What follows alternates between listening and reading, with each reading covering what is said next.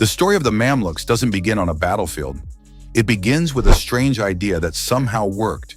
Take young boys from distant lands, convert them, train them like elite warriors, and turn them into the backbone of an empire.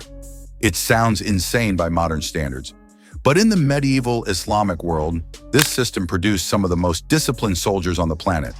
And in one of history's biggest twists, these same slaves eventually took over the throne. To understand how they rose, you have to picture the 13th century. The Islamic world was fractured. The once great Abbasid Caliphate was a shadow of itself. Crusader kingdoms still clung to patches of land on the Mediterranean. And in the east, something terrifying was sweeping across continents. The Mongol Empire. The Mongols were not just expanding, they were vaporizing cities. Libraries burned, entire populations disappeared, and kingdoms collapsed within weeks. The world watched them advance like a storm no one could escape. In this chaos, Egypt, ruled at the time by the Ayyubid dynasty, was both vulnerable and strangely lucky.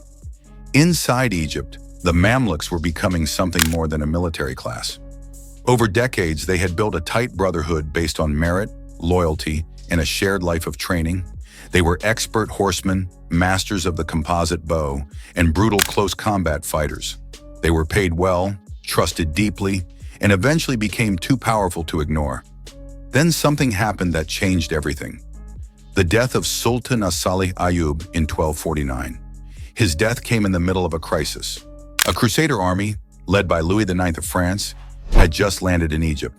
Losing the Sultan at that moment could have destroyed the country. But instead, the Mamluks stepped in. They took over leadership, rallied the troops, and eventually crushed the Crusaders at the Battle of al-Mansura. That victory did more than protect Egypt. It proved the Mamluks were the real power in the state. And when the Ayyubid line weakened even more, the Mamluks simply took command. In 1250, they officially founded their own sultanate. What looked like a temporary military takeover became a dynasty that would rule for more than 250 years. But the timing of their rise was almost eerie.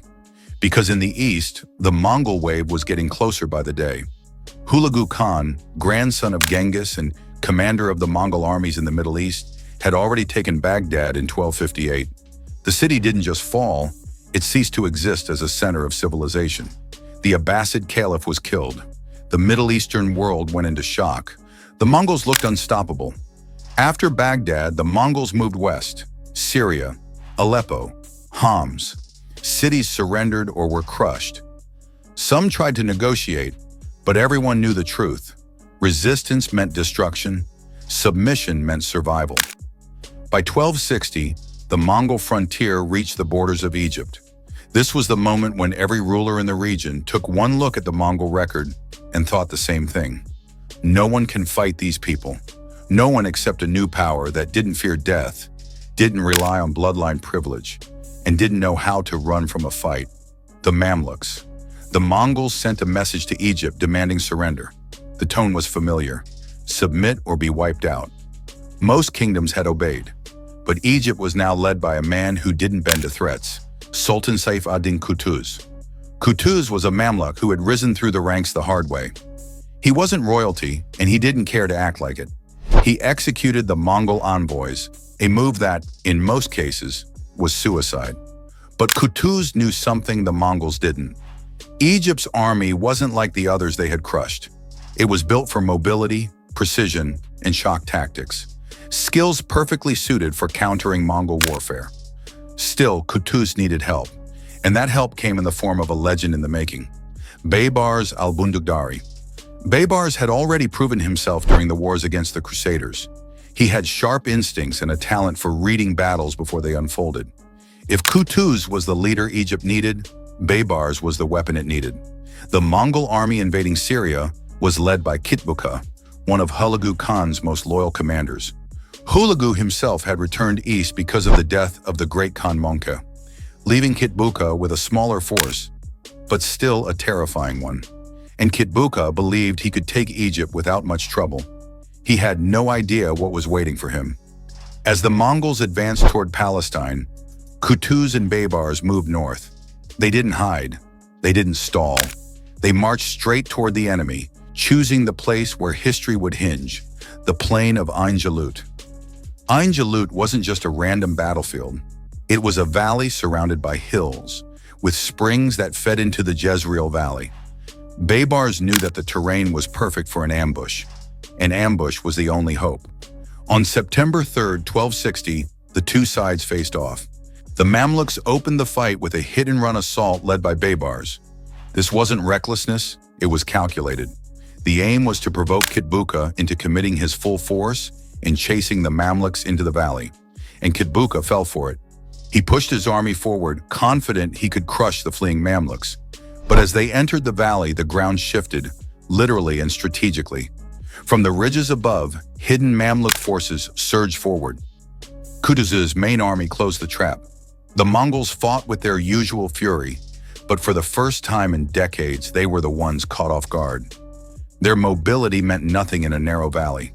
Their famous horse archers couldn't maneuver, and the Mamluks, trained in the same step-style tactics Mongols used, matched them arrow for arrow. At a critical moment, the Mongols started to push back. The Mamluk line began to waver.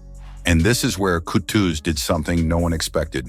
He threw off his helmet, shouted for the army to rally, and personally charged forward. A sultan leading the attack from the front. This wasn't symbolism, it was a spark. The Mamluks surged with renewed strength. The line held. The counterattack locked in. By the end of the day, Kitbuka's army was destroyed. He himself was captured and executed. The Mongols tasted something they had almost never tasted before, a decisive defeat. Ain Jalut wasn't just a military victory. It broke the illusion that the Mongols couldn't be stopped. It saved Egypt, preserved the heart of the Islamic world, and halted Mongol expansion into North Africa. Without this battle, the history of the Middle East, and probably Europe, would look very different. But the aftermath wasn't peaceful for long. Kutuz returned to Egypt as a hero, but power in the Mamluk world was dangerous. On the journey home, he was assassinated, almost certainly with Baybars involved. Politics among warrior elites was never clean. Baybars took the throne next, becoming one of the greatest sultans in the region's history. Under him, the Mamluks transformed their victory into a legacy. They rebuilt cities destroyed by the Mongols, strengthened the borders, revived scholarship, and established a political system where skill outweighed birth. Their rule became a golden period for architecture, trade, and learning. The Mamluks were not perfect. They were ambitious, sometimes ruthless, and always hungry for power. But in 1260, they did something no one else had managed to do. They stood in front of the unstoppable and refused to move. The Battle of Ain Jalut wasn't just a clash of armies. It was a turning point that saved cultures, languages, and entire civilizations from extinction. The rise of the Mamluks is a reminder that history isn't always shaped by empires with long dynasties or noble bloodlines. Sometimes it's shaped by people who were never supposed to rule in the first place. And somehow those unlikely rulers became the shield that stopped the storm. In the end, the rise of the Mamluks and their stand at Ain Jalut reads like a moment pulled straight out of legend. A warrior class born from captivity, men who weren't meant to hold power, let alone shape the fate of continents, ended up stopping the deadliest force the world had ever seen. When every kingdom around them collapsed in fear, the Mamluks didn't bow, didn't negotiate, didn't even hesitate. They stepped into the path of the Mongol storm and forced it to break. Their victory didn't just save Egypt.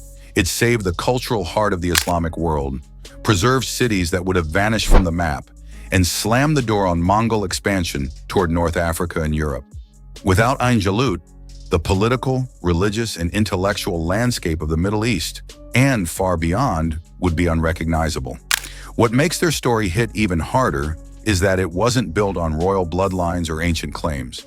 It was built on grit, discipline, loyalty, and a level of courage that borders on reckless.